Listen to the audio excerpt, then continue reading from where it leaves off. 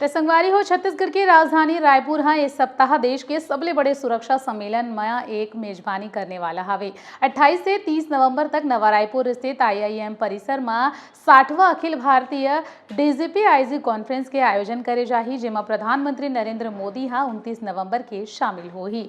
बता दें कि केंद्रीय गृह मंत्री अमित शाह और राष्ट्रीय सुरक्षा सलाहकार अजित डोभाल 28 नवंबर को रायपुर पहुंची। वहीं अगर बात करें तो ये आयोजन राष्ट्रीय और अंतर्राष्ट्रीय समाचार के लिहाज ले अत्यंत ही महत्वपूर्ण माने जावत हवे। सम्मेलन लेके जो है IIM नवा रायपुर के आसपास के इलाका पूरे तरीके से सील करे जावत हवे।